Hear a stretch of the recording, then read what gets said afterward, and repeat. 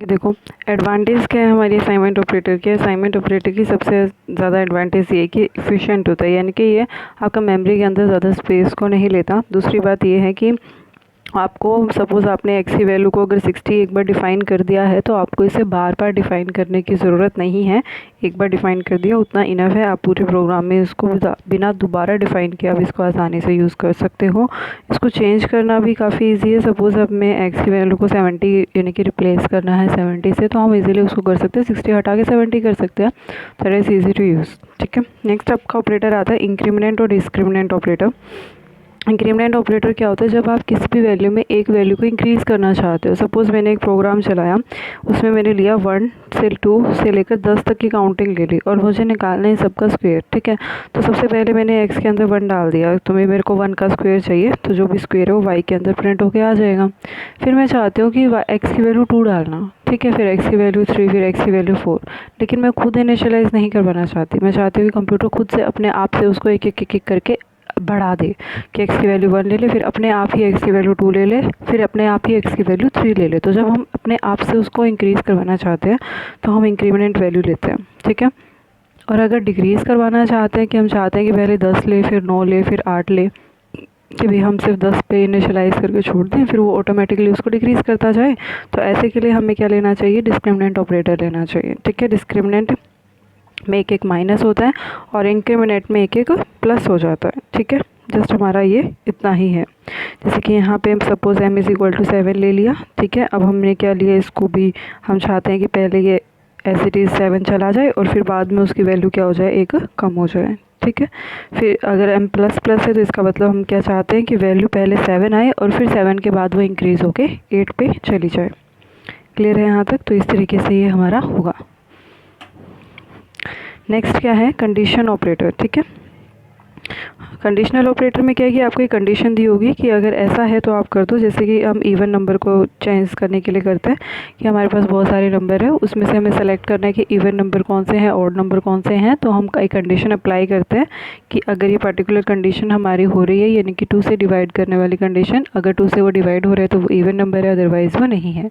तो यानी कि हम एक कंडीशन लगा देते हैं कि अगर वो कंडीशन सेटिस्फाई कर रहा है तो हो जाएगा, अदरवाइज़ नहीं होगा। तो इसका आंसर भी ट्रू और फॉल्स में ही आता है कि या तो ये ट्रू होगा या फिर ये फॉल्स होगा अकॉर्डिंग टू द कंडीशन। ठीक है, जैसे कि इसने एक एग्जांपल दिया है कि x की वैल्यू 5 है, y की वैल्यू 9 है, फिर हमने कंडीशन डाली कि x > y और फिर क्वेश्चन मार्क। इसका मतलब क्या है कि क्या x बड़ा है y से।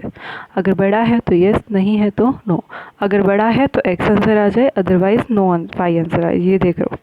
ठीक है, इसमें यहाँ पे देखो ध्यान से, क्वेश्चन मार्क के बाद x और y दिए। इसका मतलब ये है कि अगर ये कंडीशन ट्रू है तो x आ जाए, अगर ये कंडीशन फॉल्स है तो y आ जाए। सपोज़ अगर मैं इसको इंटरचेंज कर दूँ, अगर मैं यहाँ पे ये लेने के बजाय y और x ले लूँ, तो इसका मतलब ये होगा कि अगर कंडीशन ट्रू है तो y आ जाए, अदरवाइज़ x आ जाए। क्लियर है? तो इसका मतलब ये होता है। तो इस तरीके से हम इसका प्रोग्राम भी बना सकते हैं। जो कंडीशन होती है वो हमेशा इफ़ में डलती है कि अगर ऐसा है, यानी कि इफ़ ब्रैकेट डालोगे और फिर आएगा। ठीक है, ध्यान रखना, मोस्टली हम हर जगह सेमीकोलन यूज़ करते हैं अपने प्रोग्राम्स के अंदर, लेकिन अगर हम इफ़ कंडीशन जो लेते हैं ब्रैकेट में, उस ब्रैकेट के बाद हम कभी सेमीकोलन नहीं लगाते। ये आपको ध्यान में रखना है। ठीक है, मोस्टली क्या होता है, फ्लो में हम कंडीशन के बाद भी सेमीकोलन लगा जाते हैं, लेकिन ऐसा नहीं होगा। प्रोग्राम में सिर्फ स्टेटमेंट के बाद ही आपकी सेमीकोलन लगते हैं, कंडीशन में आपके सेमीकोलन नहीं लगते। ठीक है, इसका आपका फ्लो चार्ट भी बनाया हुआ है। फ्लो चार्ट के लिए आपको याद होना चाहिए कि स्टार्ट करने के लिए और एंड करने के लिए, ठीक है, मैं आपको बता देती हूँ थोड़ा सा कि स्टार्ट करने के लिए, ठीक है, स्टार्ट और एंड, इसके लिए हम ओवल शेप यूज़ करते हैं। अगर हमें कोई भी प्रोसेस करनी होती है, जैसे कि इनपुट करवाना है, आउटपुट करवाना है, तो उसके लिए हम रेक्टेंगल का यूज़ करते हैं।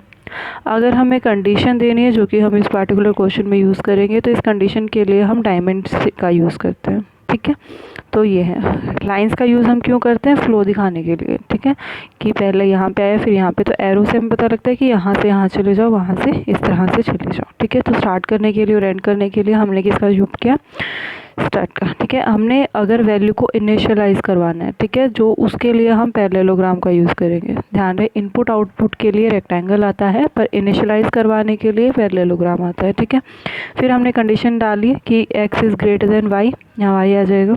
तो अगर ये कंडीशन ट्रू है तो यानी कि big is equal to x आएगा, अगर फॉल्स है तो big is equal to y आ जाएगा। फिर दोनों में से जो भी बड़ा है उसको आप एग्जीक्यूट करवा के इसको स्टॉप कर दोगे। ये था फ्लो चार्ट के अलावा आप इसका प्रोग्राम भी बना सकते हो। प्रोग्राम के लिए सबसे पहले आपको वही करना है, include studio dot H and main, ये हमेशा आपका सेम रहेगा। फिर मुझे पता है कि मेरा एक्सप्रेशन क्या है, एक्स ग्रेटर देन वाई, यहाँ पे एक्स यूज़ कर रही हूँ और वाई यूज़ कर रही हूँ, ठीक है। और उनमें से मुझे क्या निकालना है, सबसे बड़ा। तो मैं 3 चीज़ें यहाँ पे डिक्लेयर करूँगी, एक एक्स, एक वाई और एक सबसे बड़ा, ठीक है। फिर मुझे एक्स और वाई दोनों एंटर करवाने पड़ेंगे अगर मुझे यहाँ पे नंबर चाहिए। तो सबसे पहले हम क्या करेंगे, enter the value of 2 numbers, ठीक है। फिर हमने वैल्यू डाल दी है, फिर उसके बाद हम उसको स्कैनफ करवा लेंगे कि भाई हमें ये वैल्यूज़ चाहिए, ठीक है। और आपने क्योंकि फ्लोट लिया था तो परसेंटेज एफ, एक परसेंटेज एफ एक्स के लिए और एक वाई के लिए। नेक्स्ट आपने अपनी कंडीशन डाल दी कि बिग के अंदर वही आएगा कि if x is greater than y then bracket बंद then x semicolon y, sorry colons and then y, ठीक है। तो फिर उसके बाद आपका जो भी बिग में आंसर आएगा उसको हम क्या करवा लेंगे, प्रिंट करवा लेंगे। क्लियर है यहाँ तक। नेक्स्ट आता है बिटवाइज ऑपरेटर, ठीक है। नेक्स्ट क्या आता है हमारा, बिटवाइज ऑपरेटर। बिटवाइज ऑपरेटर में क्या है, 5 सिंबल हैं, सॉरी 6 सिंबल हैं। एक एंड ऑपरेटर, ठीक है, और ऑपरेटर, फिर एक एक्सक्लूसिव और है, ठीक है, शिफ्ट लेफ्ट और शिफ्ट राइट। बिटवाइज ऑपरेटर है ना, एज कम्पेरिजन टू अदर थोड़ा याद कम रहता है, ठीक है, क्योंकि ये कम करता है। अरिथमेटिक ऑपरेटर हम बहुत ज़्यादा कर लेते हैं, लॉजिकल ऑपरेटर, कंडीशन ऑपरेटर ये बहुत करते हैं, लेकिन बिटवाइज ऑपरेटर बहुत कम करते हैं, इसलिए दिमाग में बहुत कम रहता है भी, तो इसलिए अच्छे से याद करना है इसको, ठीक है। क्योंकि पेपर में आता है तो बाकी सब तो फिर भी थोड़ा थोड़ा बना के हम लिख पाते हैं, लेकिन ये हम बना के नहीं लिख पाते, ठीक है। तो इसको अच्छे से करना है कि बिटवाइज एंड। देखो सिंपल जब एंड ऑपरेटर किया था उसमें डबल थे और ऑपरेटर में डबल थे, ठीक है। यहाँ पे डबल नहीं है, यहाँ पे सिंगल है। तो बिटवाइज एंड में और सिंपल एंड ऑपरेटर में फ़र्क है, ठीक है। तो ये आपके सिंबल है शिफ्ट लेफ्ट शिफ्ट राइट करके। यहाँ पे आपकी टेबल सेम रहेगी एंड ऑपरेटर की, और ऑपरेटर की और नॉट ऑपरेटर की, ठीक है। ये नॉट ऑपरेटर का सिंबल है, वहाँ पे नॉट ऑपरेटर का सिंबल इस तरीके से था, ठीक है। टेबल सेम रहेगी तीनों की, तो तीनों तो आपको समझ में आ गए होंगे। शिफ्ट लेफ्ट और शिफ्ट राइट का क्या मतलब है वो भी देख लेते हैं, ठीक है। अच्छा, ये तो आपको टेबल के अकॉर्डिंग ही बनाना है, ठीक है, कि एंड ऑपरेटर हम कर रहे हैं और ऑपरेटर जिस तरह से टेबल दी हुई है सेम वैसे ही आप बनाओगे, ठीक है। नेक्स्ट आपके पास देखो क्या है कि इन्होंने ए को डिफाइन कर दिया, उसका कॉम्प्लीमेंट पूछ रहे हो। कॉम्प्लीमेंट कुछ नहीं होता, जहाँ 0 है वहाँ 1 कर दो, जहाँ 1 है वहाँ पे 0 कर दो, दैट इज़ द कॉम्प्लीमेंट, ठीक है। लेफ्ट ऑपरेटर में क्या है वो देखो कि left shift operator shift the bit pattern number bit to the left one, ठीक है। वो जितना आप बोलोगे उसको 3 कर देगा। जैसे कि एक्स की वैल्यू अगर ये है, इसने कह दिया कि उसको मतलब 3 से लेफ्ट में करना है, तो आप कैसे करोगे, देखो इसके 3 ऑपरेटर को छोड़ दोगे, बाकी जो बचा वहाँ से आप लिखना शुरू कर दोगे, लेकिन काउंटिंग आपकी पूरी होनी चाहिए। जैसे कि ऊपर वाले में कितने बिट हैं, 1 2 3 4 5 6 7 8, ऊपर वाले में हमारे 8 बिट हैं, है ना, 0 1 0 इस तरीके से करके 8 है। लेकिन जब हमने 3 को हटा दिया तो हमारे पास 5 बच गए, बाकी 3 कहाँ से लेके आएंगे, बाकी 3 को आप क्या लिखोगे, 0 0 0, ठीक है। ध्यान रहे लेफ्ट ऑपरेटर है तो आप लेफ्ट वाले काटोगे और राइट ऑपरेटर है तो आप राइट वाले कट करोगे। जैसे कि यहाँ पे इसने बोला राइट से, तो राइट से यानी कि ये वाले आप कट कर दोगे, ठीक है। बाकी वाले आप लिख दोगे और फिर स्टार्टिंग में क्या लगा दोगे, 0 0 0, समझ आ गया। इस तरीके से लेफ़्ट वाले में हमने एंड में 0 0 0 लगाए थे, बट राइट वाले में हमने लेफ़्ट में 0 यानी कि 0 0 ध्यान रखना है कि कहाँ लगाने हैं, ठीक है। ये उसका एक छोटा सा प्रोग्राम है, बट इसको करने की खास कोई ज़रूरत नहीं है, आप चाहो तो कर सकते हो, ठीक है। नेक्स्ट आपकी प्रेसिडेंसी आती है, जो आपको पता ही है बोर्ड मास के अकॉर्डिंग, ठीक है। सबसे पहले ब्रैकेट लोगे, फिर आपके जो increment discriminant not operator unary operator जो आते हैं सबसे पहले वो एग्जीक्यूट होते हैं। उसके बाद आपका जो मल्टीप्लाई है, डिवाइज है और जो रिमाइंडर है वो होगा, फिर प्लस माइनस होंगे, फिर शिफ्ट ऑपरेटर्स होंगे, ठीक है। इस तरीके से ये आपकी प्रेसिडेंसी है, इसमें आपको लर्न रखना है। ये आपकी लेंथ, क्वेश्चन की लेंथ को बढ़ाने में काफ़ी काम आते हैं, ठीक है।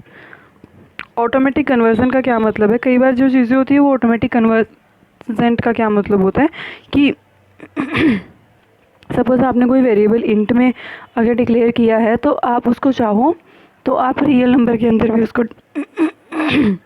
डिक्लेयर कर सकते हो, ठीक है। यानी कि सपोज़ आपने कोई वेरिएबल है इंटीजर में, आपने उसको डिक्लेयर कर रखा है, लेकिन आप जब प्रोसेस कर रहे हो तो आपको ध्यान आता है कि अगर इसको रियल में किया होता तो ज़्यादा बेटर था, तो आप क्या कर सकते हो, ऑटोमेटिक कन्वर्जन का यानी कि एक ऑटो कीवर्ड का यूज़ करके उसको चेंज करवा सकते हो, ठीक है। ऐसा नहीं है कि एक बार डिक्लेयर कर दिया तो वो कर ही दिया, ऐसा नहीं है, ठीक है। जैसे कि अब यहाँ पे देखो हमने ए को इंटीजर में करवा दिया और ए को यहाँ पे हम डिवाइड कर रहे हैं।